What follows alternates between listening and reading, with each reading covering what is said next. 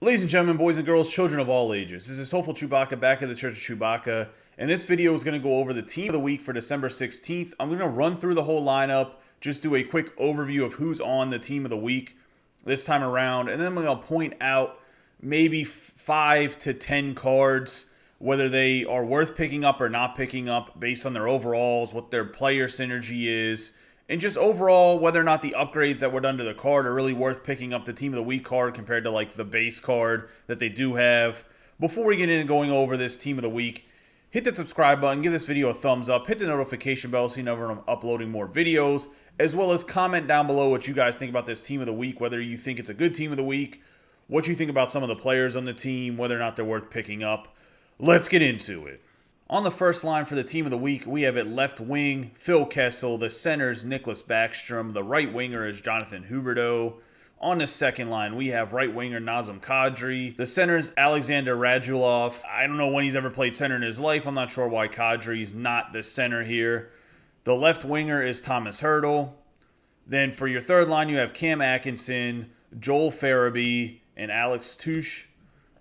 And then for the fourth line, you have some foreigners as well as an AHL player, which is Mateus Rossi, Emeli Sumi, and Josh Hosing.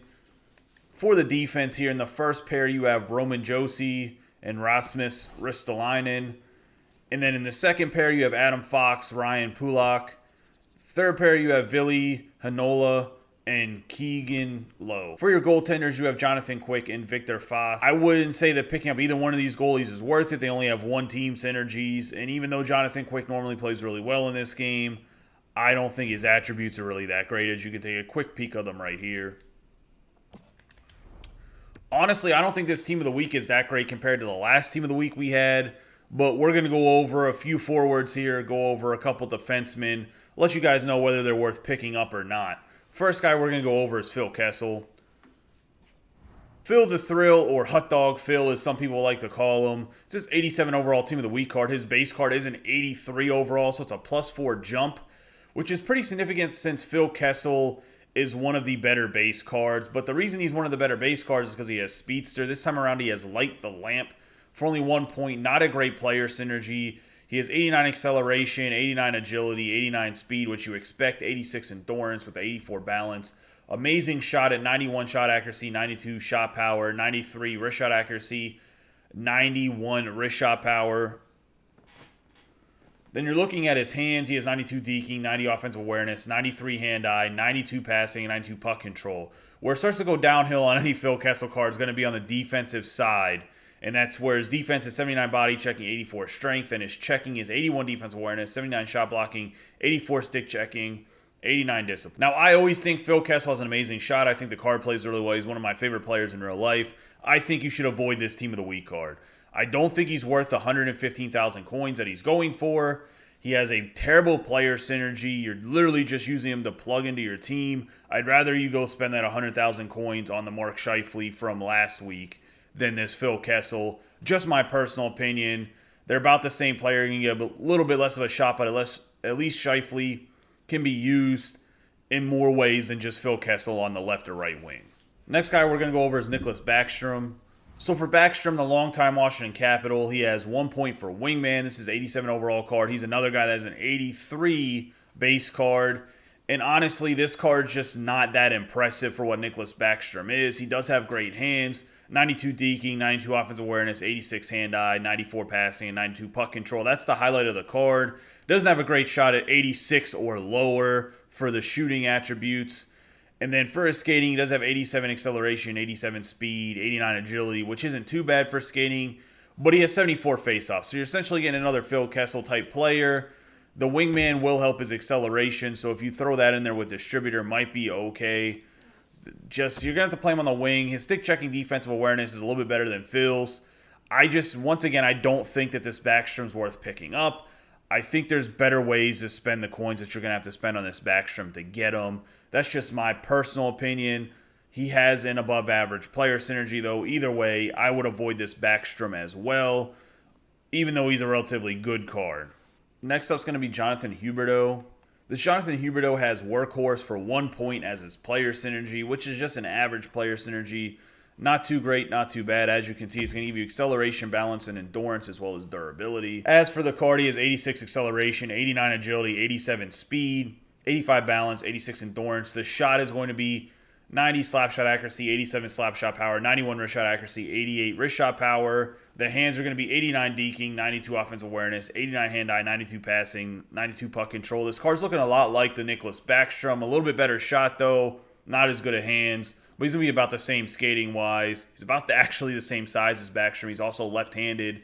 For the checking, he has 89 defensive awareness, 82 shot blocking, 91 stick checking, and 80 discipline. This is essentially Nick Backstrom. Just like I said about Backstrom, they have slightly different player synergies. I'd avoid this Huberdeau for the price you're going to have to pay for him as well. Although I really do like playing with Huberdeau, Backstrom, and Kessel. I think they all skate well. They all play well, especially even their base cards. I actually think they have some of the better base cards in the game. But these Team of the Week cards do not impress me with either the +4 or +2 to their overalls. I don't think it makes the card that much better, to be honest with you, at least for these certain cards. So I would avoid all three guys on the first line here. The last forward we're going to go over is going to be Alexander Radulov. And this Radulov has Howitzer for 1 point as his player synergy, and that's the biggest reason why I want to go over this card, because I actually think the rest of the card's pretty decent, and the Howitzer makes him a lot better. So when you add Howitzer, he has 88 speed, 90 agility, 85 acceleration. It gives him the 92 slap shot power, the 91 wrist shot power, which really just improves the card overall. Take Howitzer out, though. We're going to go over his base attributes here. He has 85 acceleration, 87 agility, 85 balance, 87 endurance, 85 speed. And then for the shooting, he has 87 slap shot accuracy, 89 slap shot power, 89 wrist shot accuracy, and 88 wrist shot power. For the hands, he has 90 on all his categories except for offensive awareness is 89. The defensive, 84 body checking, 85 strength. The checking is going to be 86 defensive awareness, 79 shot blocking, 87 stick checking, 74 discipline. Another guy you're going to have to play in the wing, but what this Radulov does have is he has that good player synergy that you do want to activate, because it's going to get guys like Lemieux and some other players that have Howitzer activated as well, which makes them even better.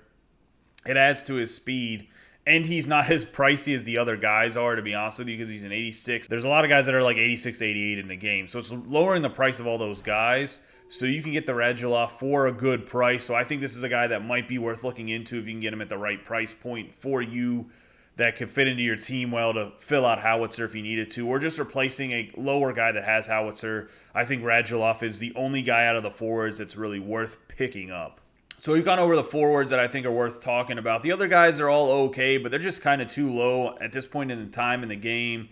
Maybe like a Huberdeau, or even if you wanted to get a Josh Ho-Sang, might be okay just to fill in some synergies if you really need it. Ho-Sang's another guy that has Howitzer, but I think they're just going to be too pricey for what they bring to the table compared to just going to get a base card that has that same synergy if you're looking for a synergy plug. Moving on to the defense here, we'll go over Ristolainen and Josi, and I guess we'll go over Pulock just to see if it's worth picking him up because he has Speedster. Other than that, the Adam Fox, Lowe, and Heinola are just not worth picking up in my personal opinion.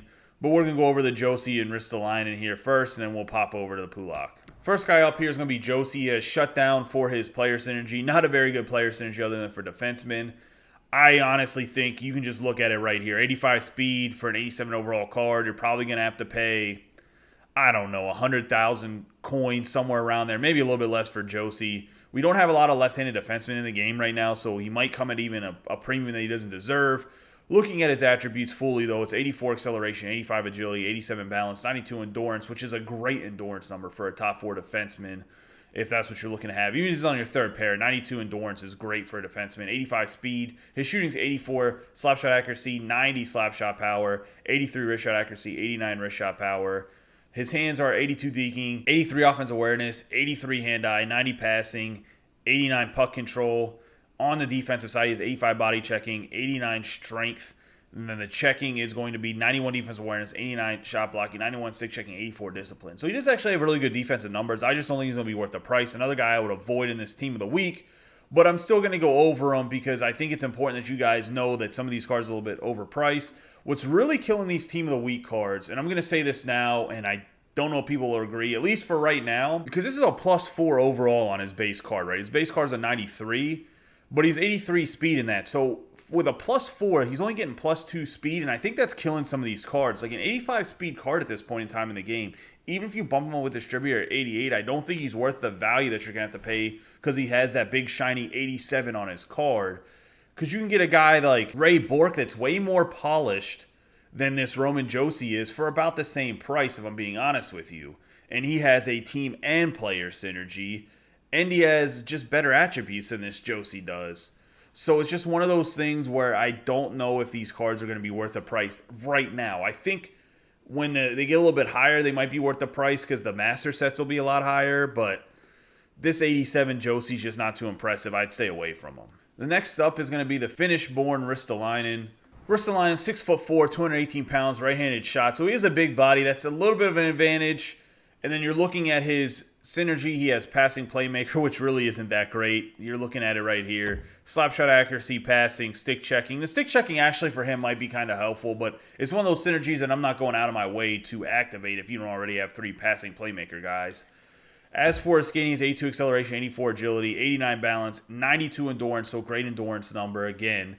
83 speed, and his shooting is not that great at all. It's super inaccurate with 79 for his shot accuracies. He has 89 slap shot power and 87 wrist shot power. His hands are pretty bad too. 79 deking, 86 offensive awareness, 79 hand-eye, 87 passing, 87 puck control. The body checking, definitely can throw the body here. 87 body checking, 89 strength. Checking category is going to be 87 for defensive awareness, 88 shot blocking, 88 stick checking with 79 discipline. So this Ristolainen, if you can get him for a really good price, and I'm talking like 25,000 coins max, and you have distributor, he might be worth picking up to put on your third pair just because he is such a big body. He could bode pretty well on like the penalty kill. I don't think he's a top 4 defenseman if that's what you're looking for, but at the right price, this Ristolainen could be worth picking up. But in all honesty, I don't think this is another card. I just think he's too slow. Once again, this is a card I believe they gave him another +4. If I'm not mistaken. I think he was an 81 overall on his base card. And the speed just doesn't equate to what it needs to make this card palatable at this point in the game. It's just not worth it. The last guy we're going to go over, as I mentioned, is Ryan Pulock. Pulock is a 6'2", 214-pound defenseman, right-handed shooting. He has Speedster as his player synergy, and that's the only reason I really want to go over him. I want to see how Speedster would affect this card to see if it makes him kind of worth picking up. And I think it will obviously depend on his price, as mentioned. But for his skating, he's 82 acceleration, 84 agility, 86 balance, 91 endurance, so another great endurance number, 82 speed. Now, you throw the Speedster on there, he does get 86 speed, and then you throw on distributor if you have it, you can get up to 89 speed. So you're talking about a guy that might be reasonable as like a budget type card. If you can get him in that 10,000 to 15,000 range, he might be worth taking a look at. But looking at his shooting, he has 79 shot accuracy for his slap shot, 89 slap shot power, 80 wrist shot accuracy with 89 wrist shot power. His hands are 81 deking, 85 offensive awareness, 74 hand-eye, 84 passing, 84 puck control. His defense is 86 body checking, 86 strength. He does have 84 aggression. The checking is going to be 85 defense awareness, 87 shot blocking, 87 stick checking with 89 discipline. And like I mentioned, 10,000 coins. I want to rethink that. 10 to 15, that's probably too much. You probably have to get him for under 10,000 coins. He might be worth getting picked up. If you activate Speedster and you have Distributor, he could be a decent guy to fill out Speedster because maybe you have some other forwards you're looking at that don't have Speedster, or maybe you want to swap a guy out for somebody else. This Pulock can definitely finish out Speedster. I'm thinking about replacing him in my third defensive pair if I can get him for a good price, and I have Klingberg at the back end there. Just because with the Speedster, this Pulock might fill out my third defensive pair a little bit better. Then I can do something a little bit different with my forwards that maybe I need a Speedster just activated in my forwards. Just something to think about. I'm thinking about doing it just to let you guys know. That's why I want to mention this Pulock. I don't think he's absolutely terrible, but you have to get him at a good price. All right, boys, that's going to wrap up this Team of the Week review. I think this was a very weak Team of the Week because a lot of these guys depend on their speed or some of their other skills, and without speed getting bumped up every point whenever you bump up these guys attribute-wise and he gets every other point, like a guy like Phil Kessel that's already 87 speed, you're only getting 89 speed Phil Kessel. That's not that big of an upgrade. You want a guy that's going to be blazing fast. You want that Phil Kessel to already be up to that 91 speed. That changes the dynamic of the card. If I'm paying 115,000 coins for a Phil Kessel that goes 91 speed, definitely worth it. He'd probably be a little bit pricier than what he's going for. But either way, I think the fact that they're not bumping up the speed in tune with the overall as in +1 every time, I think is going to make some of these cards, even at the end of the year, a 99 overall team of the week. Phil Kessel's not going to be 99 speed. That's crazy to me. I don't think that's a good look by EA Sports. I'm normally not one to really rag on the companies because I know they put in a lot of work, but this is just not a good look in my personal opinion. This team of the week was very weak. Anyways, I appreciate you guys listening to the review. I hope it helped you guys out and let you guys know that these cards really aren't worth it this week in my personal opinion, except for maybe the Radulov and the Pulock, as I mentioned. Don't forget to subscribe, like, share this video with your friends so that they also know not to waste their coins on these top 3 guys here. You guys have a great day and be safe.